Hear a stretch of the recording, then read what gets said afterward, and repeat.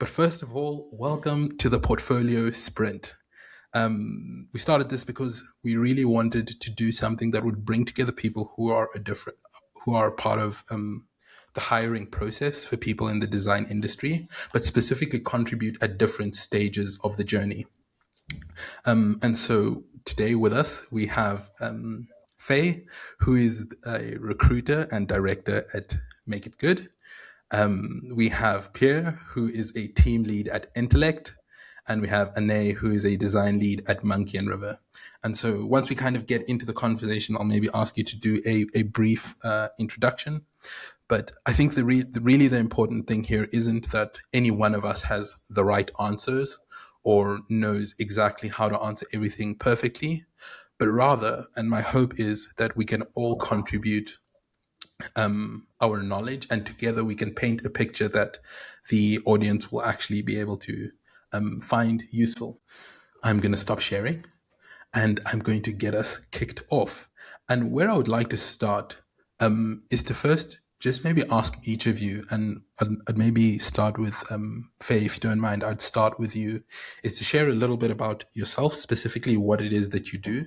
And if you could, in maybe 2 to 3 points, just explain what part of the recruitment process you typically contribute to, and how that sort of is relevant to the role that you currently play or your current title. Faye, if you don't mind taking us away. So thanks for having me. So I actually started my career off as a graphic designer slash art director, and I did that for 7 years before I went into recruitment.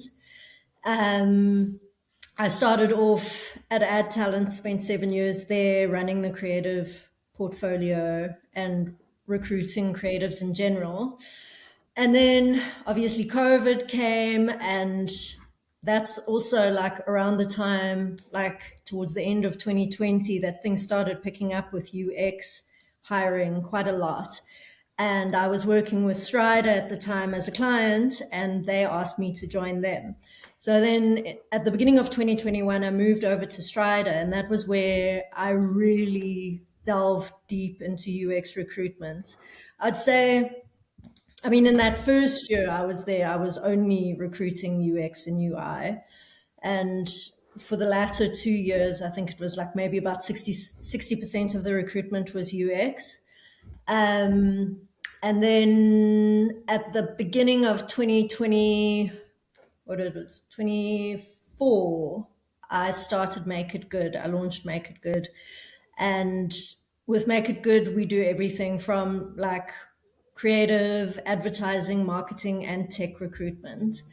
And yeah, so I mean, in terms of my kind of contribution to the recruitment process, it's everything from headhunting, helping clients actually shape the brief in the first place, and also like salary benchmarking and employer branding, but also headhunting candidates and creating a network of candidates, and then obviously sourcing, interviewing, going through a lot of portfolios, and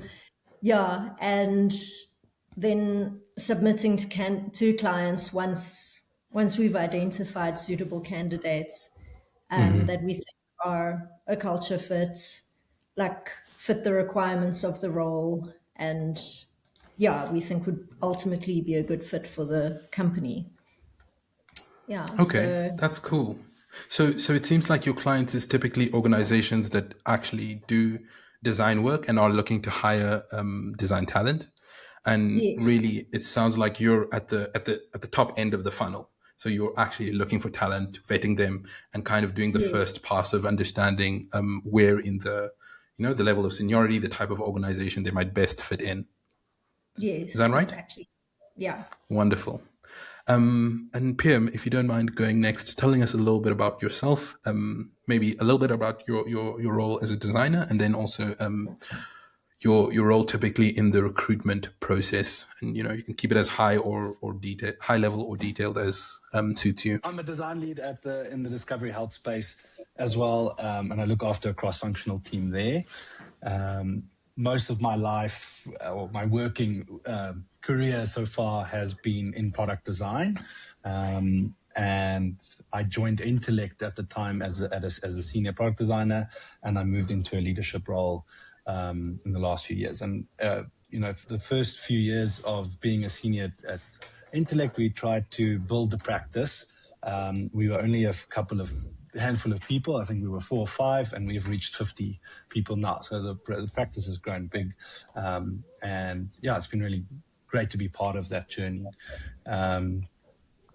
And yeah, part of that was that I got to, see a lot of portfolios and got to do a lot of interviews in my time so far. And yeah, I've really been enjoying that part of it. And it's really nice to kind of curate who you get to work with every day, in a sense. Like maybe curate's not the right word, but I get to see who's coming in and who has the potential to join our team. And we obviously at Intellect we try and push excellence, and so it's, if you get hired at Intellect as a product designer, you've definitely done your dues. Just to answer the last question of like what my process is, or like where I fit in within that process, is we have a recruitment team, and they do a lot of the heavy lifting from having those first calls and understanding who's who, and doing a bit of vetting. And then we, when there's a bit of uncertainty, we'll take a look at a portfolio and say yes, sure, or have a coffee chat and kind of just suss out the potential, and go from there. And that's kind of where I fit in. And then I do the actual interview itself, and then also I'm part of the hiring decision. Say yes, I would put this person forward, or maybe later, or no. And that's all right. That makes sense, and that's very useful. And maybe to contextualize a little bit as well, for those who are maybe a little bit earlier in their career. So Intellect is, you typically have a couple of different kinds of organizations, but Intellect, it seems, is an organization that offers essentially skills and talent to organizations that are building products of different kinds. And you, from what you're describing, it sounds like your role is typically both in terms of vetting from a short list, vetting candidates that you might want to bring on, and then also being a part of the interview and hiring process. Does that sound about right? Exactly that.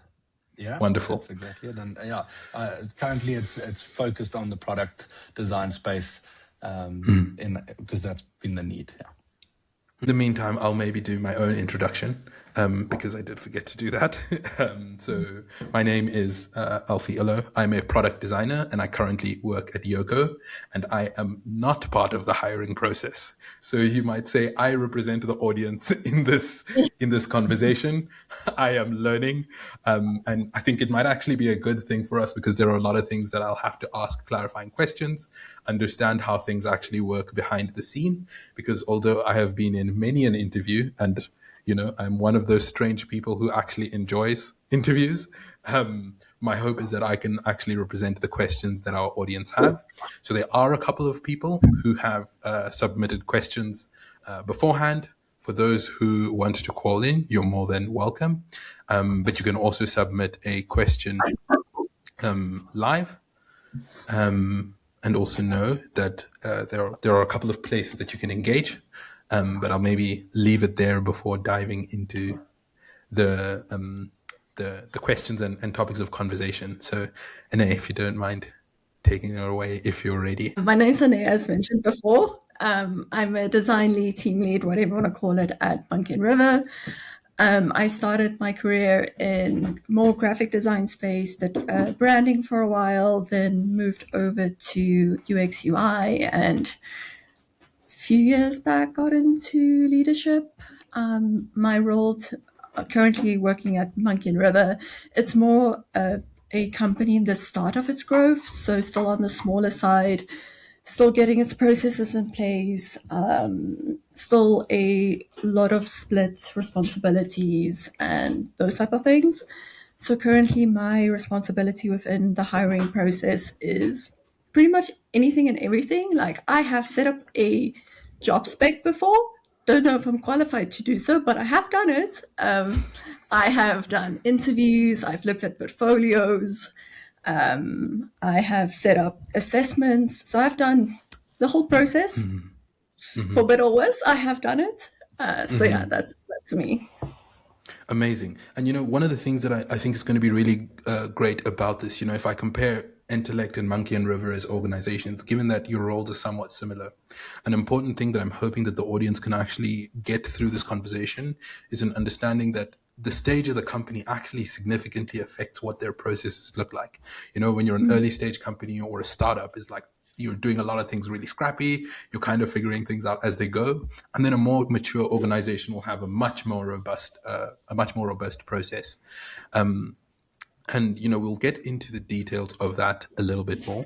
But I think the place where I would like us to start our conversation is a little bit more around the state of the market. It's 2026. The prospect of AI has posed a lot of questions for people, and I don't want to go too deep into the buzzword and into the usual conversation topic. But I think what I really want to speak a little bit about is a question which is at the back of a lot of people's minds who are at the beginning of their career, at the beginning of their journey. And so, Faye, maybe hopefully I can start again with you, and I'd like anybody else who'd want to contribute to feel free to do so. But there is a concern for a lot of young designers that a lot of the, let's say, early tasks or let's say some of the more simple tasks that a junior designer would typically do seems to be kind of like AI being capable of things. And I don't think any of us at this stage is qualified to answer whether or not juniors how juniors will be relevant. But maybe what I'll ask is have you seen any kind of shift or change in what organizations are looking for at that stage of a designer's career, if they are open to recruiting people who are earlier in the process? Have there been any shifts? Are there some things that are still the same? Are there some things that have changed? Faye, I don't know if you have any thoughts for us. Yeah, so I do think, back when I joined Strider in 2021, I mean, that it feels like that was like UX's big heyday, especially it was booming, tech was booming, and it was definitely a candidate's market, so salaries were great, and I think good recruiters good UX designers were being headhunted on a weekly basis, if not more. And now, what was it, 2023, 24, then there was the crash.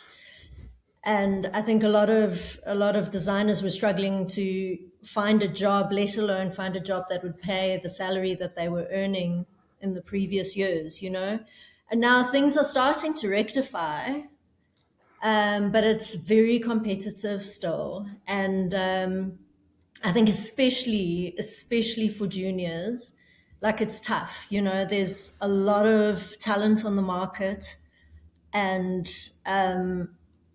you post a job, you get hundreds of applications, if not thousands, especially at that junior level. So to stand out is really tough.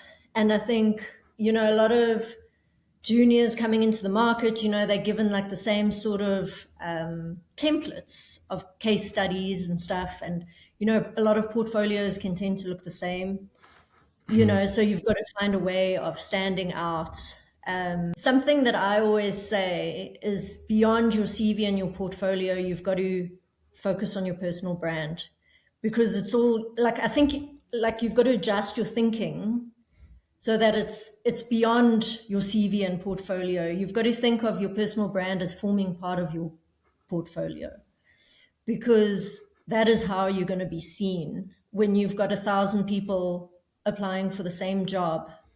You've got to find a way of not only just standing out, but also being seen in the first place. I think you've touched on something really important, and I think as a person who is on on the applying side of the table, you can sometimes feel like, am I just shouting into the void? And it's good to hear from somebody who is on the other side, on the receiving end of the applications, that this is actually true, and they're not crazy for feeling like it's hard to find a spot. And though that's not let's say what someone might want to hear, it's good to face reality so that you can actually start putting together a plan of action to help you get through into that first role. And I don't know, either Ane or Pierre, I don't know how you've been finding things, but from the internal perspective of your organizations, and I obviously don't expect you to speak on behalf of everyone or every department in your organization, but are you finding a little bit of a change in the winds in terms of the type of talent that your organization is looking for, maybe the seniority, or what is expected at a given at the given level, whether it's at the junior stage or some of the later stages? Yeah, I think from our side, in the product design space, a lot of our clients are looking for your seniors or intermediates, and so it is a squeeze at the junior level. I think there's a big thing there, and I think Faye was saying, you've got to stand out and build your brand and all of that, but you need to build experience as well. And I think something that at a junior level, that everyone wants to be part of this, like this new company or this startup, or or be part of like something, but they're not maybe looking at the other industries that might be overlooked, like healthcare or financial or telecoms. There are other industries here that would hire juniors, so that you can build up your portfolio, I guess, or your expertise. And I think something is like, it is harder for juniors, yes, but it's not. I don't think it's not because all companies don't want juniors. I think it's the challenge is that juniors are applying for roles that are, expected commercial experience, and companies don't. They want someone who can contribute quickly, and I think if you can, and if you're that kind of person who can adapt quickly and learn quickly, that's how you can start standing out as well. I appreciate you pointing that out. It's tempting to apply to the most famous companies and the most well-known places, but that's where the competition is the stiffest. And I don't know if you have any thoughts on your side, how things have been So shifting for you. yeah, so something I saw going through everything is a lot of people in other industries trying to break in. So it's interesting because it's like they don't necessarily have UX experience, but they have 2 years of working at a company, and then sometimes that makes a candidate more attractive because like, oh, they know how to work with people and client, and they know how companies and organizations function. So immediately that gives a sense of comfort when you're hiring, because you're not building from the ground up. There's some foundation there, even if it's just in a different industry. So that does help quite a bit. That does make a lot of sense. One of the things I have found to be quite interesting, and period builds on what you were mentioning, is the idea of kind of looking where everyone else might be forgetting, exploring industries that are, let's say, a little bit less common. I think a lot of people try to go to the big banks, the insurance companies, the some of the bigger agencies, but a lot of small organizations have either a website to build or an online shop or something of that kind where you can cut your teeth. And so I'd always recommend looking as far and wide as you can. And it's obviously just an anecdote, but I remember the first job that I got, there was no job posting. I kind of just reached out to the organization and said, I really want to work. I'm really interested now. Obviously, this was a different market because this is nearly a decade ago. But I think the important thing is to kind of like, shoot your shot and roll the dice. And so Yes, I the, think you're right. You need to be in this market. I think applying for jobs is not enough. You've got to be proactive. And I think that's also why I say, like, work on your personal brand, because Like if you reach out to someone on LinkedIn or however you do it, then when they stalk you on LinkedIn, because they always will, then at least they'll be like, oh, there's Alfie. Okay, I can see this is what he's about. And like this is his background. And I can see he's quite active in the UX space. So that's why you want to have an active, strong personal brand. So because then there's a sense of trust behind it because there's a human being behind it. It's not just a CV or someone asking for a job, you know? And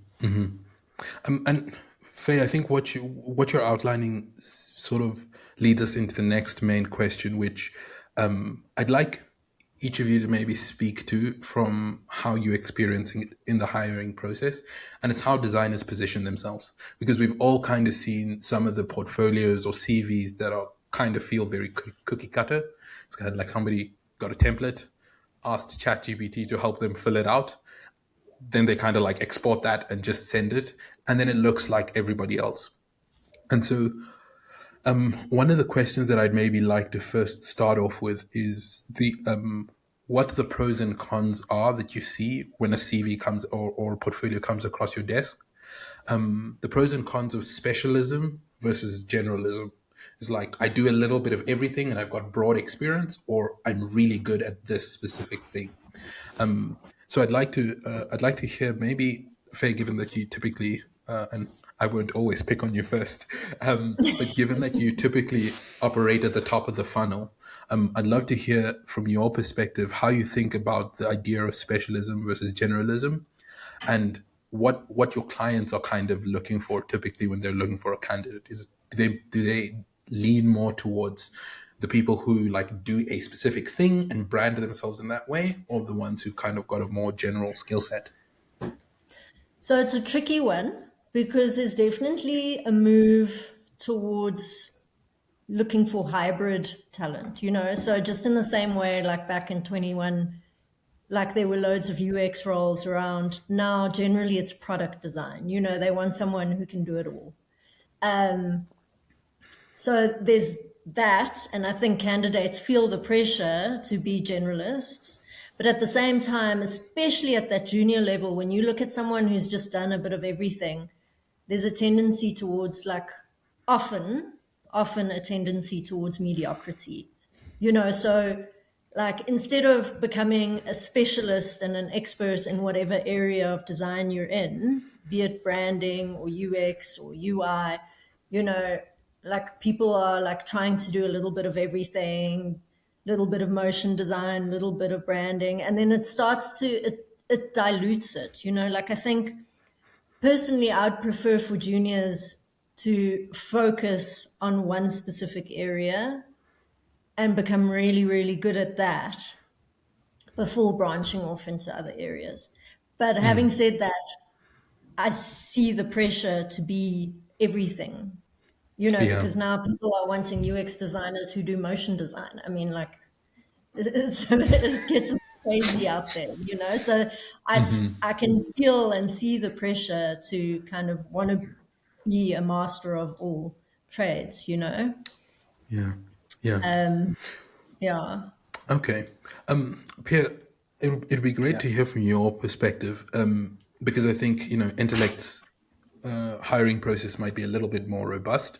And I'd love to hear from your perspective in terms of the CVs that come across your desk, because you typically get them once they're already in a shortlist. So either a recruiter or someone of that nature would already have kind of like sifted through a whole bunch. Do you typically find like that you're receiving more generalist types of portfolios and CVs, or are you finding a lot more specialists? And how do you feel about that in general? Like, is it something that you prefer, or that kind of gets in the way? I think it's a hard one, but I think from Intellect's point of view, we want a product designer. Now, what is a product designer? It's someone who can, build a product, UX, UI, have those stakeholder engagements. Like it's not just this one single thing that I'm going to be doing. And we're not hiring UX researchers. We're not hiring visual designers or UI designers. We are hiring product designers. So when I get a CV and a portfolio, I'm looking like, does this person have that skill set that can tick all those boxes, and is the UX good enough to pass for, and then the visuals are, UI is really great, or the other way around, where it's like the UX is really great, thinking is really great, UI is good enough to pass. Because I mean, often like our clients, we have design systems that are there, so it's not like we are asking you to conceptualize everything. Now, if I need someone within the space, like where I currently work, we might need some conceptual things. So I might pull someone in that is conceptual. So it's also what is the need at that time. And I could then look at the CV then. I think when I'm looking at a portfolio as well, I don't want to figure out who you are and take 10 minutes to figure that out. Like, I kind of need to know what are you good at? What did you do in that portfolio? Often I think there's a lot of hidden things where it's like, cool, we did this. It's like, what did you do?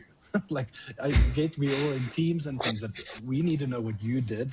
And if you're not clearly marking that out, then I'm gonna, start picking out like, okay, is this person, are they, part of the team? And I think this comes later in something that I'll talk about. But again, it's what we need at the time. And generally, from Intellect point of view, it's a fully fledged product designer. And if you are good at both, man, it's going to be hard not to hire you, right? So that would be that. From a junior point of view, I agree and disagree with Faye. I think like you need to broaden yourself very quickly and understand what are you actually good at. Because maybe it's what you studied and what you're doing is like you're just kind of in the same realm. And I look back at my starting career, and when I was a junior, I was not, I didn't know all the things, and I was using Photoshop, and then you have to learn a new language or a new tool set, and there's so many tools now. So if you're not really trying them out, you're going to be left behind. Now that does put a lot of pressure on people. It's like there's so much going on and there's so much happening. Yes, but see what you can do, understand, and I think something that we are trying to instill people is like fail fast, like, and try, keep trying. Otherwise you're going to get stuck in this paralysis motion and not really get further in your career. So I would say it's a bit of both. The best designers I've worked with, though, and saying that, are the people who have really, they've found what their niche is, but they have still broadened, those T-shaped designers where they're really good at something, but they do understand a lot more than just that one skill set. Yeah, and I think what I don't think either one of you are wrong, and I'm not just trying to be a mediator here. I think, Pierre, the experience that you're talking about, I think, speaks to a more mature organization, an organization where like each person is expected to provide quite a chunk of competence and capability.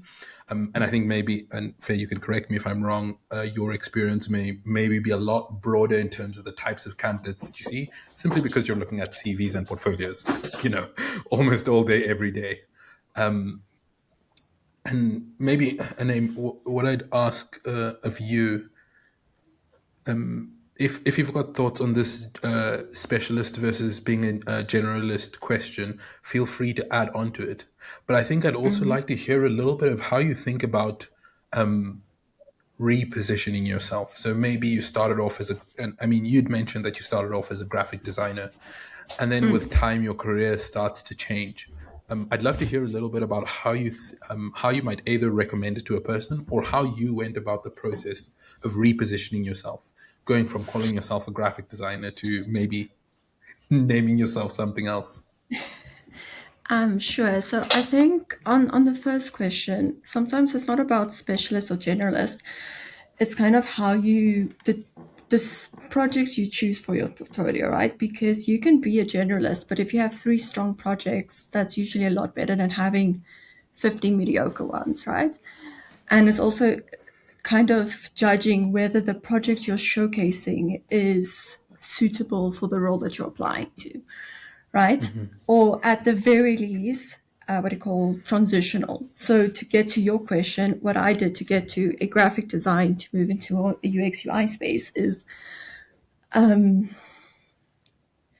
building my skills and my portfolio in such a way that I have transitional skills. So yes, I wasn't doing UI, but graphic design is it's a very strong component. So it was showcasing projects where I, at the very least, did some website landing pages and stuff like that. So it's how can I take the skills that I have and come as close as possible or adjacent to the UX UI field, and focusing on those skill sets and those skills that I have currently. That is a very natural transition into the space. So like that's how I kind of did that. So I went from branding and not branding, corporate branding and visual design, and did a lot of like tone and understanding audiences and those things, and just reverbalized it. It's like I'm not talking to an audience now, I'm talking to a user. So I'm understanding the user, because at its core level it was similar in its foundation and its nature. So it was founding what is the common skill that I have in this set, which I can use to leverage to get to that field. So that's kind of how I did it, in order to leverage what I currently have to get to where I want to be. So I started with branding. Then I applied for at that point, a product role, which was, they wanted like somebody that did understand branding and corporate and did visuals, but also had UI. I'm like, I can't do UI and UX for you, but I can do branding, right? And I can understand a user, and I've done some research, very light research, but research nonetheless. So that's the approach I took. It's finding the foundational skills that is overlapping to get you to the next step. Yeah. Amazing. Thanks so much for that. And I'd actually quickly just like to do a rapid fire question Okay. for each person, just to share, because I think this is one thing that is very important, and you can get really wrong the first couple of times you make a portfolio. And so I'd maybe ask for each of you to share, when you do receive a portfolio, what is the ideal number of case studies or project defined in a portfolio? Because very often people are like, like, do I need 10 projects? Do I need like how many do I need to actually put in my portfolio to be considered? So in your experience, what have you found is a good number of projects or case studies to have in a portfolio in your experience? And Pierre, maybe we could start with you. Cool. I would say, arguably, you can have all the projects you have, but if you are tailoring yourself to applying for a specific job, tailor your portfolio to that job as well. So, like, if you are, trying to get into a healthcare space and you've done a healthcare, I would say put that one forward so that they can see there's some thinking there. If it's a general company that does quite a bunch of things, I'd say pick your best 3, and then we can go through it. Does that mean I'm going to read all 3? No. So would I say put your best one at the top? Yes. Put the one that you want me to read first at the top, and that would be my answer. Yeah. Ane, on your side, what have you found to be a good number of projects? Yeah, 2, 3. If it's interesting, I'll sometimes go to the second one. I get bored easily, so if you make it hard for me, I'm like, I don't know, guys. This feels difficult. After a long day and you're going through a portfolio, and there's a lot of words. I'm like, not today, maybe tomorrow. True. One of the things we've learned is people don't like reading. Faye, on your side? Yeah, so I think it depends on the level of the role you're applying for. I mean, if you're a junior, one solid, beautifully done, like detailed case study would be sufficient in my mind. But if you're a senior, like I'd expect more than that. At least 3, I'd say. Ideally more even. Obviously, and like, don't expect people to go through each and every project that you've got there. Like, I'd say, like, a lot of the time people will only look at the first 3. So make sure your first 3 are the best that you have. And also, like, make sure that they're detailed, especially if you're wanting a UX role as opposed to UI, or you want product design. Like you need to have that level, like evidence of thinking, you know? Yeah. I think that's a fantastic point, and I think the reason I wanted to ask that question is because when you're the one making the portfolio, it's always difficult. Like you think, oh, I need to show that I did this, and I did this, and I did this, and I did this, and then you end up with this huge portfolio. Then you get into an interview process, and the person like skims through one, asks you like one or two questions about the next, and then that's it. And then you're like, Yeah. and I did all that hard work. So Yeah, yeah, I I mean, I think have it's to good to admit from hear. my side, for the most part, I don't read the case studies. I glance over them to see, like, does it seem like it makes sense in the way it's laid out? I mean, is there like a breakdown to the process? Like, are the outcomes showcased, you know, like, or discussed, or like the challenges, you know, that sort of thing, just like a brief kind of scan to see if that stuff is in there, but I don't read it myself because I go through way too many portfolios to take the time to read it. Yeah, and I see there's a message a comment in the chat that I think is a really important point by Michaela, I think it is, if I'm not mistaken, and it's that there's a fine line between putting too much detail in a portfolio where it becomes impossible to consume versus putting so little that your thinking is not being effectively illustrated.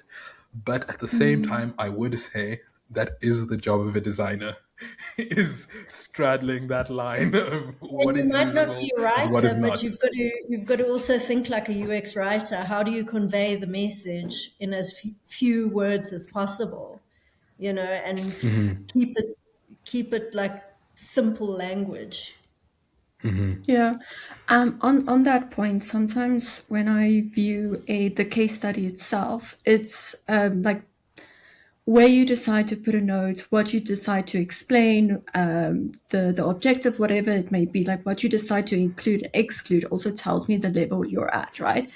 Because I think we have this idea that design projects happen in these perfect sterile environments, and often they do not. So what I really like about a portfolio is because they tend to be the other black sheep of the family, sorry. So what I like about them is you get to see what people are good at, like where their strengths are, where their weaknesses are, and what parts of the portfolio matters to them and what they think they should highlight. So that's what I like about whatever case study you're including. It's not just what you chose to include, but how you chose to include it, right? Because I get a gauge of what level you're at, even if you just did it quickly, because the thing that you did quickly, you're probably going to be naturally better at the thing. Like you spent 10 minutes on, you're going to gravitate toward the things you're better at, right? But yeah, Yeah. I don't know if everybody No, works like that, but that works for my brain. what you're saying makes perfect sense. Is the way you structure your case study says a fair amount about how you think about designing, because to a degree you're designing your case study, and what you choose not to include also points to what you believe is important. And on that, one of the things that I found, which was quite a shift for me, is including business impact. I think in the earlier stages of a designer's career, that's a little bit less relevant to their role, because somebody else is responsible for business impact. But later, as you get more experience, you become responsible for business impact. And so that is a detail that often gets overlooked because we're thinking just about the design part of our work. So I'd like to just move the conversation on a little bit to the next part, and that's specifically around screening. And now, Ane and Pierre, you typically work on the sort of like the second stage of the funnel, and Faye, you're maybe a little bit earlier on. So I'd maybe like to ask Faye, on your side, what are maybe like one or two red flags to that you typically look out for specifically, and maybe for the purposes of this we'll talk about a product design role. What are a couple of flags that you look out for either in a CV, in a portfolio, that is a common mistake that people make, just given the fact that you typically go through so many CVs and portfolios? I think the usability of the portfolio itself. Like if you're a UX or a product designer and like I can't. So what a little thing that I like to do, and this is why I love Behance, maybe not necessarily for UX and product design, but I love Behance just from a usability perspective, because I can just literally, I mean, I'm on I'm on a PC, so it's like control click click click click click click, and I can just open up all the projects I want to see in different tabs, quickly view them at my own pace, close them as I go. Whereas a lot of the time when people have created their own website, they don't allow for like right clicking or like opening it up in new tabs. And then you've got to go into a project, view it, go back to the main page, go into the next, you know, that like that kind of just simple thought about usability. Or like, for instance, like today I received a portfolio that was 1.8 gigs big. It was a PDF that I had to download. And then, you know, and then my machine didn't love that. And you know, like those little things, like if you're not thinking about the usability of the portfolio itself, you've failed before you're not going to get a foot in the door. Do you know what I mean? Yeah. Yeah, I think that for me is a big thing. And obviously, I mean, simple things like mistakes, typos. Unfortunately, you'd think that with AI, like people would run their portfolios through AI to like spell check it and their CVs and stuff, but a lot of people don't. It's free, it's easy, do it. You know, it'll save you embarrassment further down the line or help you get that job if you just get someone or an LLM to check it for you. Yeah. No, And that's a polish, fantastic sorry, point. another thing, polish. It needs to be polished. You're a designer. Like, yes, being a UX designer and a product designer is about your thinking and your research and your process and all of that. But it's also about making it aesthetically pleasing. I mean, if it's not polished and it doesn't look right and it's not designed beautifully, that already is a fail, you know? Yeah. No, that's a fantastic point, and thanks for those. So, Ane, maybe I'll hand over to you next. So, 2 points. On the one hand, are there sort of any red flags that you kind of typically look out for or see often in a portfolio? And then maybe specific green flags, things that when you see them, you're like, oh, this is promising. So a common mistake is links not working, right? Like I can't even see your portfolio, or your contact information is wrong, you know, stuff like that. Like you may be you have a great portfolio and now I can't even view it, right? So very basic thing, make sure your links are working. Then green flag things is I love it when I can see your personality. Like, yes, I know you're a UX designer. I know you love problem solving. I also love problem solving, right? But tell me you like cats or cheese or like anything. I just want to see something of who you are, right? Because at the end of the day, I'll be working with you and I want to work with nice people. Okay. Or like lacquer people. So just give me something, right? Like, yes, have all of the standard things there, but give me something of yourself, right? Green flags also include if you make my job easy, meaning if I go into a project, you spell out to me like what you did. Like if it was a group portfolio, tell me, a group project, tell me what your role was. Tell me the objective. Tell me the process you had. Like sometimes people put like a diagram in the process, like what they did. And I'm like, this is, I can just read it and move on, like easy, right? I love it. Sorry, I love a good diagram. Ultimate green flag. Another red flag is when people use too much text. Like you can almost see they asked AI to like, please write me this thing, and then it's like this thick paragraph. Like if you're asking AI to write you something, just read through it and just remove all the unnecessary fluff. Because if you can say something in a paragraph and you're using a page to do it, like bruh, don't make me reading extra than I don't have to, because I don't like reading. I think we've picked up on this one, but I don't like reading. Humans are lazy. Yeah. We're getting Yeah. I found. Exactly. Yeah. But yeah, those are some of my green and red flags. Amazing. Thanks so much. Pierre, maybe bring us home on the green and red flags. Red flags, red flags. I think I agree. Like if I see, I mean, I see certain projects getting shown, and I'm like, oh, I know the team who had worked on this, and then the person shows the work, and they're not crediting the team that they're working with, and I think that's like, I know this was a bigger thing than just what you're putting forward. So obviously, like stating what you did is good, and I think that's a green flag if you do that, and I hop on about that because often the CVs I'm seeing or the portfolios I'm seeing is people that have worked in bigger design teams, and it's good to see what you're doing. So, green flag, red flag, but it can be a green flag. And then also on the AI stuff, like I think a red flag there is if we can see it's completely done by AI. I want to see the thinking, and that's where the green flag comes in. It's like, what's your critical thinking? Now, AI is not a red flag. AI is a tool. How are you utilizing that tool? And show us how you're utilizing that tool. So being very clear, like, AI did this part. This is how I thought about it. And this is how we kind of finished up with that part. But just coming in and saying, yeah, I did a user test, but I kind of AI did it for me. Okay, but explain the process. Let's go do the things. And like, I'm not going to sit there and read all of that if it's all just AI garbage. That's what I'm going to call it.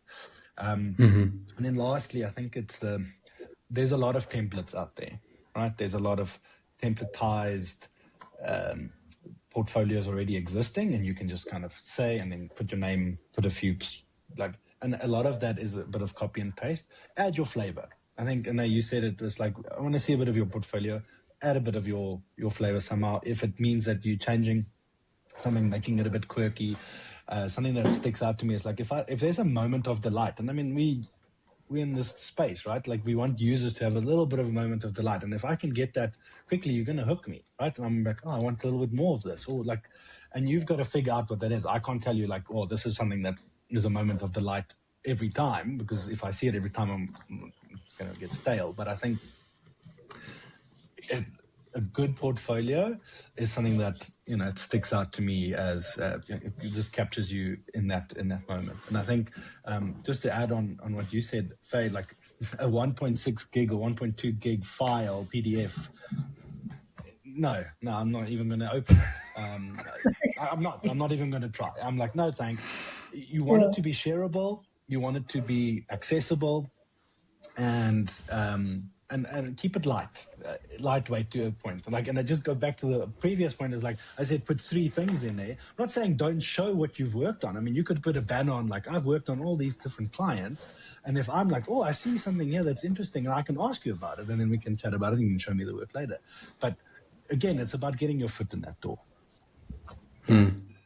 Just to add one little thing. I think it's not about not making the person who's reviewing your portfolio's lives harder. Yeah. And I mean, it's exactly. the same, like that's what UX is for. It's to make the user's life easier, right? So show your UX skills in the actual like creation of your portfolio. I mean, just simple things like, and I see this with juniors a lot. They'll put a link in their CV, but it's not hyperlinked. So now either I've got to copy and paste it into the browser, or even worse, if it's a flattened JPEG or something, like their CV isn't even like in text format and it's flattened, then I've got to type out the link. And like, who's going to do that? I'm not going to do that. Are you going to do that? Yeah, no, it's such a great point, and I see there's another question here in the chat. Danica mentioned this, a sentiment then, like, it sounds like we're saying don't put too much information, but also show your thinking, and you're finding yourself somewhat stuck in this. And I think I'd maybe lean on a bit of a design principle here, which is progressive disclosure. It's like, give me the too long didn't read version, like in a couple of maybe like 2 or 3 folds worth of length, show me the full thing, and then give me more detail below so that I can read the summary, if that's all I want. And if I want to go deeper, I can see more of it below, because it is an important question. I saw Faye? a portfolio recently that was pretty cool where like they had the visuals and the artifacts and everything. And then if you wanted to read the case study, you could click on the button at the bottom and it was very clear. It wasn't hidden or anything. You could click on the button and it would open the full case study. So like you weren't sifting through like pages and pages of copy, you know? You could Yeah. choose which ones you wanted to read about and which ones you didn't want to, and maybe you just wanted to view the visuals. So I want to I want us to close this segment of things. So I'll maybe ask a question to each of you, and then we'll kind of go into some audience questions. So again, if you do want to call in and join us on stream here to ask your question, please do submit. But if you'd like to just pop your question into the chat, also please do that. Whether you're on Riverside or you're on the YouTube live stream, submit your question because we'd love to hear from you. But Faye, maybe one thing I would ask, and I actually don't know this about your organization, so do correct me if I'm wrong, but one of the things I'd like to hear a little bit about is if you at all do work with international clients, what you found. Are there significant differences between how your local organizations are looking to hire design talent versus international organizations are looking to hire talent? Are there any significant differences that you've experienced, or sort of shifts in what I organizations are do looking for? have, yeah, we've got a couple of clients like that are international and specifically hiring within South Africa because it's competitive and the talent is here. But like I do see that their standard is very high. So like if you're looking for an international role, I think like you definitely need to make sure that your portfolio is at a very high, like possibly even higher than here. And then I don't think there's any difference in like I don't know. I don't think there's any difference in terms of what they're looking for. Just maybe communication needs to be like I think that's where it's really important is that communication is very clear. So your portfolio's got to work hard in communicating what it is that you do, what it is that you're good at, and how you can add value. Yeah. I think the key part is the communication that is most important with international roles versus, I mean, look, communication is always important, but it's even more important for remote working. Yeah. Amazing. Thanks so much for that. And I think it's a fair point, because obviously language also becomes another consideration when you start looking at international organizations. And then Pierre, I think one of the things I'd like to ask the two of you, which is maybe a little bit different from the context of from Faye's context, is like you actually have to work with the people who you approve. So there is a question beyond just are you good at your job, which you need to consider, which is cultural fit. And I'd love to hear, how do you think about evaluating cultural fit? Okay, so on the portfolio side, I mentioned if we can get a sense of your personality that makes you like stand out, right? If it's just different from all the templates you found online. But people can read very differently online than they do in real life and when you have that session. So for me, it's always the interview itself. So yes, I'll ask questions to gauge your skill level and what do you call it, your management and all those things, like the soft skills type of thing. But how you show up to the interview and how you interact with me and my team, we usually do our interviews in two and you have a set of questions, but just how you show up and how you answer the questions and how you think about the questions, but also how you just generally react and act tells me a lot, in the sense of like, do I think could work together, just to get a gauge of your personality, because like I mentioned, at the end of the day, like we need to work together and the team needs to work together, right? Because we're a organism and the whole organism needs to be working as one. So for me, it's always the interview that always does the heavy lifting when it comes to like, will you be a cultural fit at the end of the day? Yeah. Okay, no, thanks for that. And I think those are some good tips. Pierre, what have you found are some of the indicators, or maybe questions you ask in interviews, or just ways of determining cultural fit for intellect, or even for you Indicators in personally? indicators in portfolios is very difficult. I mean, we could look at those red flags and whatever, but I don't think there's clear indicators there to say that this person's not a good team player versus a good, like, again, I've worked with really great people in my space that might not have the best portfolios right now, but they are just really good and they get certain things right that I can elaborate on now. But I think something that we must remember is like we're not hiring a portfolio. We're hiring a person at the end of the day. So like your portfolio could be great, but if you come into an interview, it gets you into the door, right? And I've said that. It gets you into that door. You step one. Now step two, we're actually interviewing you. You've got the interview. Now you got to show up. You got to be there. I'm going to look out for a few things. Obviously, it's like your tone, how you speak. Is it me? Is it we? Is it what is your kind of mentality around disagreements that you have? And I'm going to ask you certain questions, right? I'm going to say, like, how do you work in a team? Like, what does your collaboration look like? What does your developer handover look like? And if you're answering those things, and I know we just like send these things over, and oh no, I haven't had a good, my boss is a bit this and that. Like I can see quickly, like, okay, you're speaking about things and not really thinking about how you're gonna approach certain issues. All teams have issues. How you resolve them is, part of the job, and because that's part of the communication and things like that. So I'm going to check: do you have good communication skills? Do you have good problem-solving skills? So those kind of the things. Just to add on to that one, I think what makes a good teammate in the long term, in the long run, is just someone who is, I'll use the phrase, lacquer to work with. And like, if you're just a good person, I would hire someone who's just a better person over someone who's overly skilled, but not a nice person to work with. I would hire the person who is definitely better to work with, because we can work with a skill set. I can't work if your attitude is not so lacquer. Yeah. Thanks for that.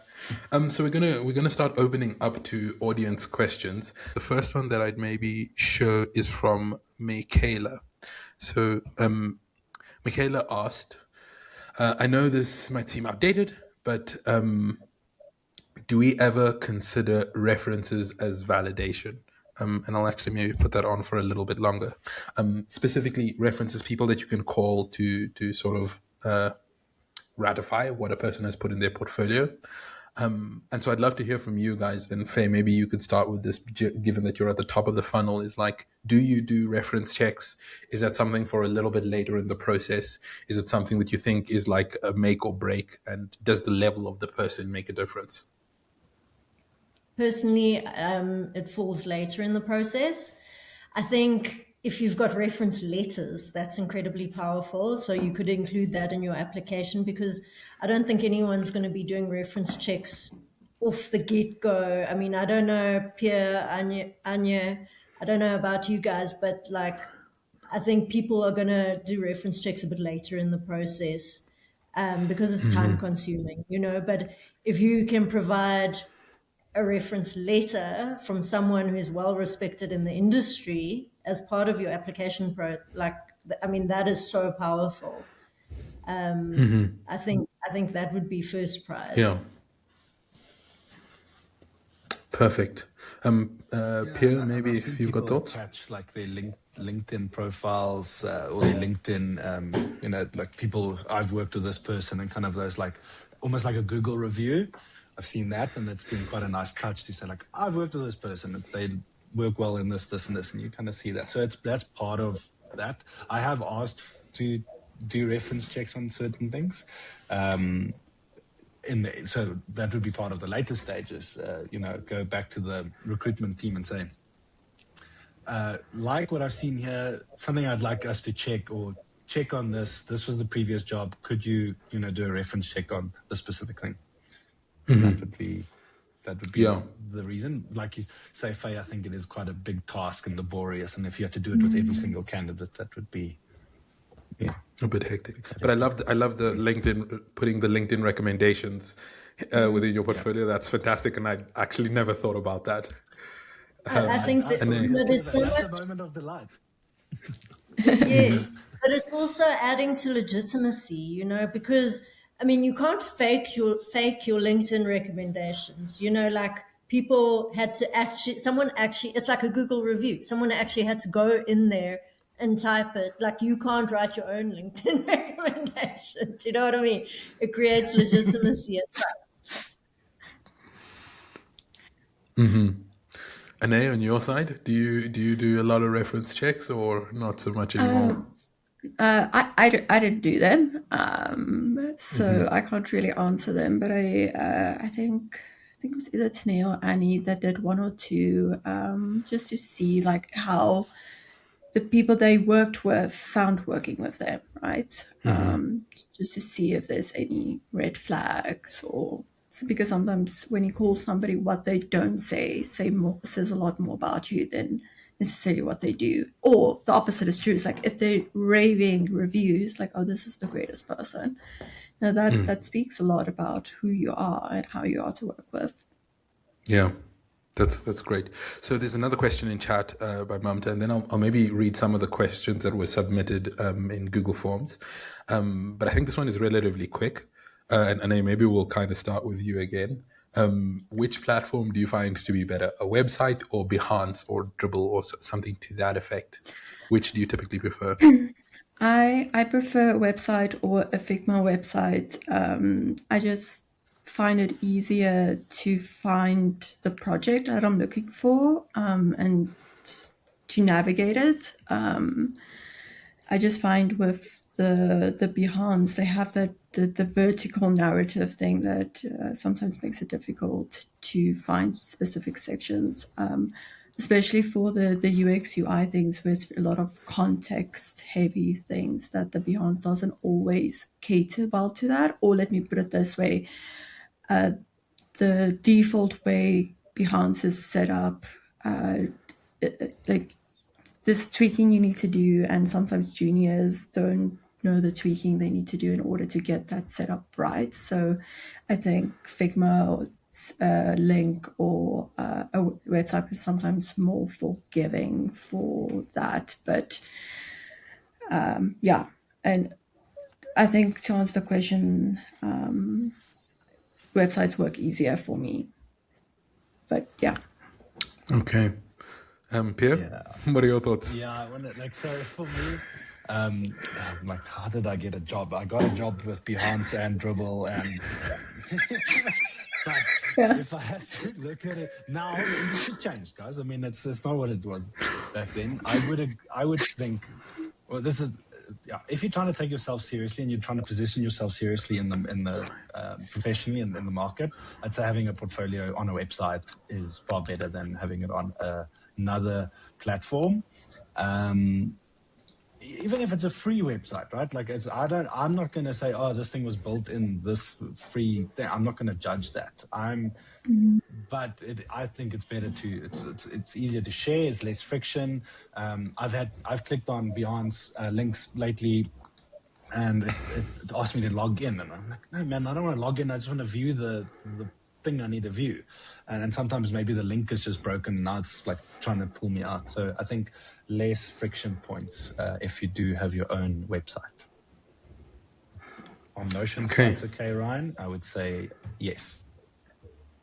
They would be okay. Cool.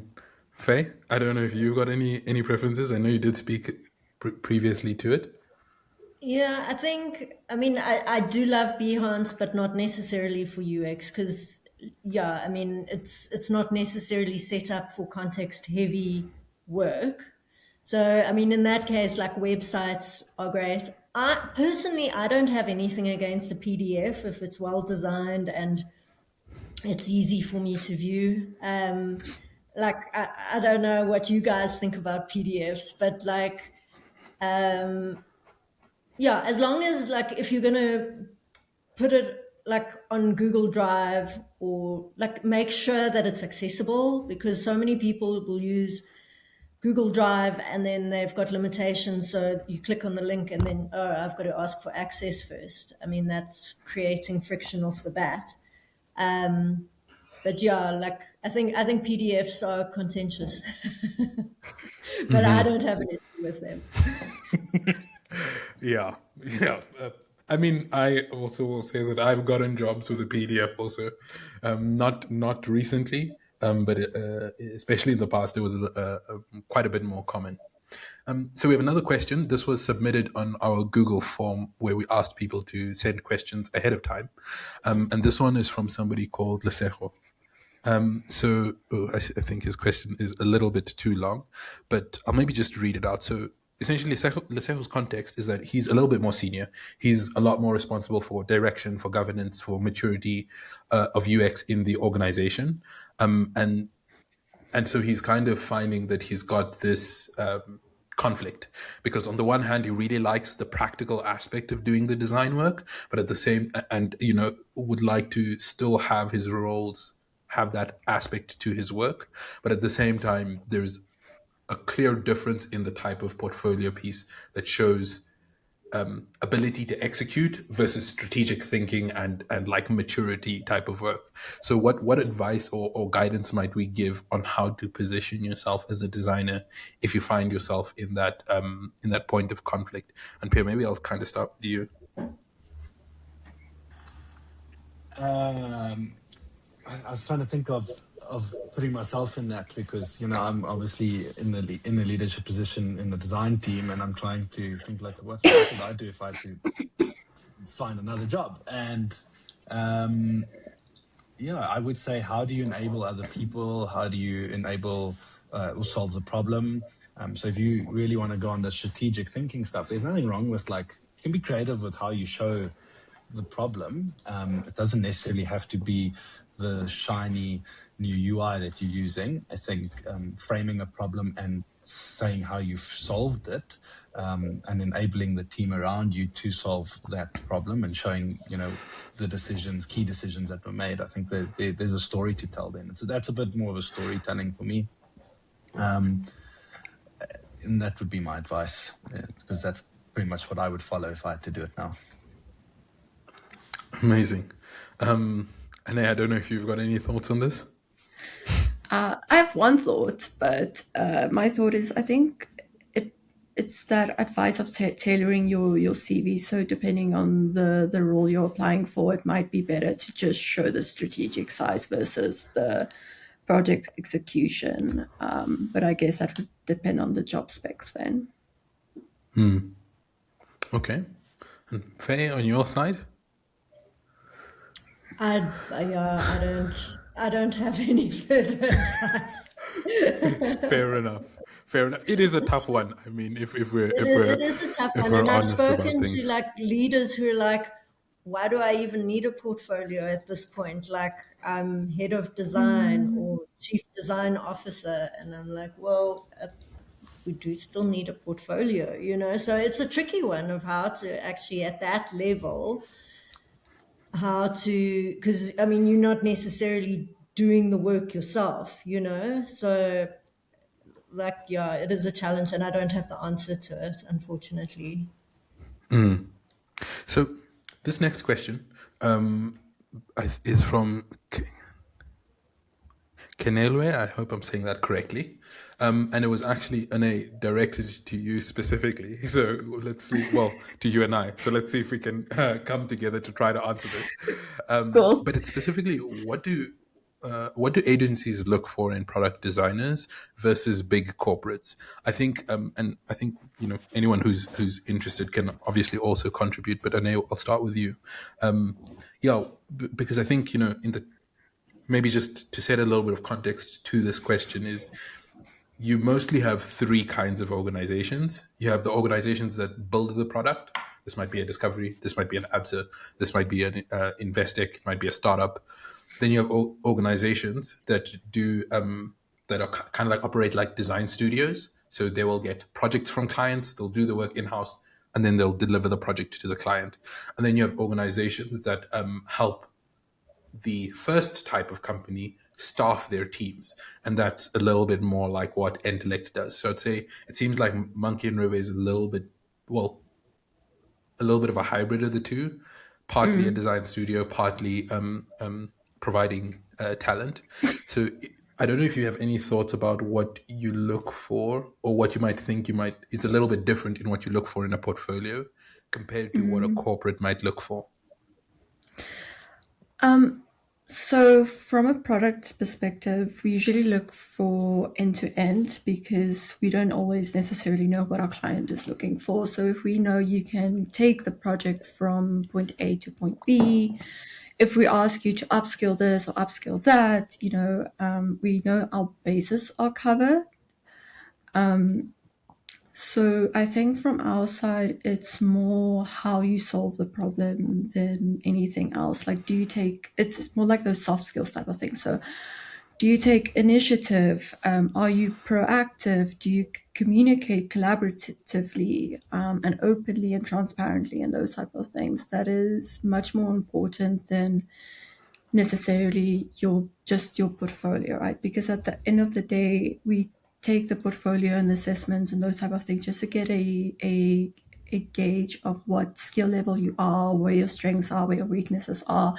If you ask you to do, let's say, the research part of the project, because for once we do get a research project, like, can you cope with that? Or we ask you to do the design part, so it's more the end-to-end on the skill part, but much more important when we hire, it's more, like I said, those soft skills. Like, I don't want to run after you for answers. I want to see initiative. I want to see proactivity, because we are such a small organization. There's a lot of cross communication and a lot of things going on, and you're expected to wear a lot of hats and do a lot of different things, which is if you like that changing environment, you get bored easily. It's great, right? But then you need to like that type of environment. So we try to probe questions of would you thrive in this type of environment. So I have thoughts, but maybe Pierre, if you have anything to contribute, I'd love to hear from your perspective as well, because I think you're a little bit less of the studio and a little bit more of providing talent to the clients that you work with. Is that right? Yeah, I mean, like I said in the beginning, we look for fully fledged product designers, and that's kind of part of our business, is to have product designers who can do the role. I've seen many people cross over from agencies to our side, and there's not the difference there is that you're becoming someone who works in a studio environment with other designers to a person who works in a cross-functional design team as a contractor, or and you kind of with the client. So it's just we looking at, can you work with other team members outside of the design world, right? So can you work with VAs, QAs, developers, product managers, product owners, quality assurance people? Like there's that's kind of what I want to see, is like, are you able to work in other environments like that? And it then helps us to know that we can place you there. So I think looking for, I'm still looking for, like, can you design and produce work and solve problems? Yes, that is. But I think agencies are also looking for that. But on top of that, it's like making sure that you can work in a cross-functional team. So I've been working on the client side for quite a while now. So in the context of a relationship between an organization and an intellect or a Monkey and River, I've been on the client side for quite a while now. And I think one of the things that is the most important is once you hop over to the other side, you're a lot more responsible for delivering business results. Now, this is obviously a little bit less relevant if you're a junior.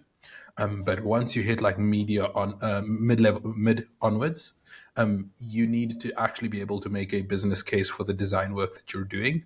And I think that's one of the things that's significantly different, because an agency's business model is about gaining the client.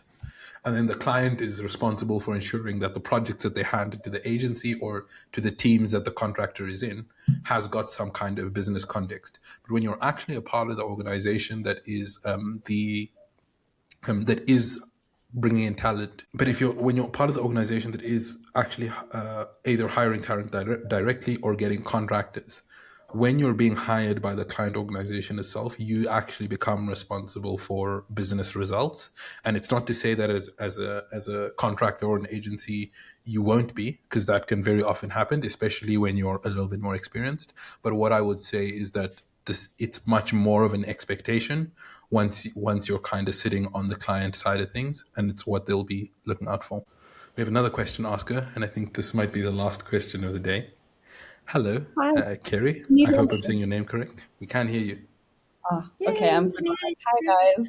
Hello. So I have a question. I posted it in the form, but it's basically, so for some context, I'm a master's student doing my master's in UX design at the University of Johannesburg right now, and my topic is related to the impact of AI specifically on emerging designers. Because with the introduction of AI, I think a lot of expectations for designers is kind of changing, because I think in many ways AI is able to take over a lot of the roles that were typically given to junior designers. And so I think my question is related to you guys who are in the lead roles at these companies who are recruiting. What, or I guess, are the expectations shifting for what junior designers would bring to a company? And is there still a place, I guess, for us in companies? And how can we leverage, if we have little to no experience, how could we leverage ourselves to actually be useful in a company? Thank you so much for your question, and feel free to hang out for a little bit on the stream. Faye, maybe I'll ask you a little bit. Like, are you finding that there is an expectation, maybe first in ability to use AI tools? Are organizations kind of requiring that as a capability, or making it like maybe a cherry on top? What have you heard so far? No, absolutely. I think across the board, I think people should be using AI. It's a tool that is available to everyone, and if you're not utilizing it, you're falling behind. So I think it is really important to use it, but not to use it as a crutch. And you've got to be able to showcase your critical thinking, and you've got to grow your ability for critical thought. Yeah. And I think there's like a movement towards more BA degrees, because in the light of AI, it helps nurture critical thinking. And I think that is like, if you're going to be successful in starting a career almost anywhere, like you need to be able to harness that critical thinking and showcase it, and Yeah. even more so UX. Yeah, it's about finding the balance of using AI as a tool and not as a crutch. Yeah, and so maybe Pierre on Pierre and Ane on your sides, because I think obviously the work that Faye does isn't in the actual building of the product. So on your side, are you finding that the work that juniors were typically doing previously is being done by AI, or is that like, let's say, an assumption that is sometimes made from an outside perspective? And Pierre, maybe I'll open it up to you I first. think it's no, I don't think AI is doing the junior's role. And I think, again, if from a junior's point of view, it might accelerate your career growth and your growth in the space. It's how you use that tool. Right. So if you can grasp that tool faster than someone who's in a senior position on the team specifically, I think you're gonna, you highlighting that, oh, there's gaps here, and the seniors need to catch up on specific things. So if you can utilize that tool and understand how far you can push something, that's amazing. Now, obviously, there's red tape in certain industries that we work in, and there's legacy code, and we can't just go throw in ChatGPT code, because that's not going to work. But how do we do a POC quickly? How do we enable a decision?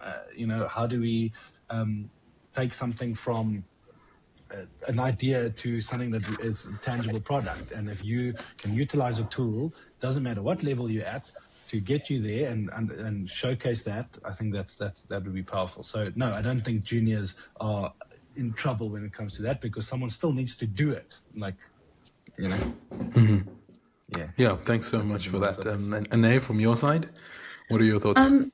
So my thought is always like, if you hire a junior, I don't expect you to run at an intermediate level, right? Like there's certain things that I have an expectation of, like you won't know these things, and I don't expect you to know these things. And like I mentioned, AI is a tool, and you need to know how to use the tool. Where I think it gets convoluted sometimes is juniors use AI for like Figma make or whatever the case may be, but they don't understand why certain decisions are being made, right? Like, so I've had an instance where somebody used AI to do, what do you call it, the color variations of a design system, but the colors looked awful. And I was like, hey, it looked awful, guys. It looked so terrible. And I was like, how did we get here? And he's like, no, but he used AI. I'm like, yes, AI is amazing, but it's not helpful to you if you don't understand the foundation that it's built on, right? So I don't think AI is gonna replace juniors, because AI is also not as smart as everybody thinks it is. Like, it is very smart, right? But at the end of the day, we also need juniors, because in 3 to 5 years, if we don't hire juniors, we're not going to have intermediates. So it becomes a pipeline issue as well. Mm-hmm. So there's a anyway. So that's my perspective. I think we should hire juniors, because we need designers, whether somebody needs to become the senior at some point. If you don't hire them now, what we're going to do in 10 years, right? So that's my perspective. I know it's a practical one, but yeah. But I think you're very right. I think you're very right. There is a question of pipeline, especially for the larger organizations, that is extremely relevant. And I think one of the things that is very interesting to me, so as I mentioned, I work at Yoko, and our head of design has got this phrase that he always says. His name's Dean Broadley. And he says, at this stage of things, even the most senior person in the organization is a junior with AI. We're all learning AI tools from the ground up. Nobody just knows how it works and can do everything off the cuff. And so I think it isn't true that AI can do the job of what a junior previously did. I think the truth is AI can do some of what all jobs were expected to do historically. There is work that a senior used to do that AI can do. There's work that a junior used to do that AI can do. There's work that an intermediate used to do that an AI can do. But I wouldn't say that the junior's role has been made redundant. And in fact, I would say that a junior person is positioned to actually leapfrog if you focus on developing the skill set with these new tools. Because the truth of the matter is, some of the people who are a bit more experienced have to unlearn old habits, while I think a lot of juniors are starting from a blank slate, which, I mean, it's not that it's like a one-to-one thing, but it can really be a boon for you if you take using these new tools seriously. Yeah. I hope this answered your question. You did. I have a kind of follow-up question. I know we're running out of time. Can I ask it quickly? Let's see what it is, and we'll decide if we've got time for it. I wanted to ask if companies are supporting AI literacy now, given that it is something we're all struggling with. I wanted to know if there's support structures in companies for that kind of thing. Yeah, I mean, I'm going to take that question just because I do want to close off, because we're already almost 10 minutes beyond time. And I think the answer to that is yes. Any company that is serious about their talent and serious about competing in the market understands that if they don't invest in AI, they're not going to be able to compete in the market, because their competitors definitely are. But yeah, thank you so much for asking that question and for being brave enough to come join us live.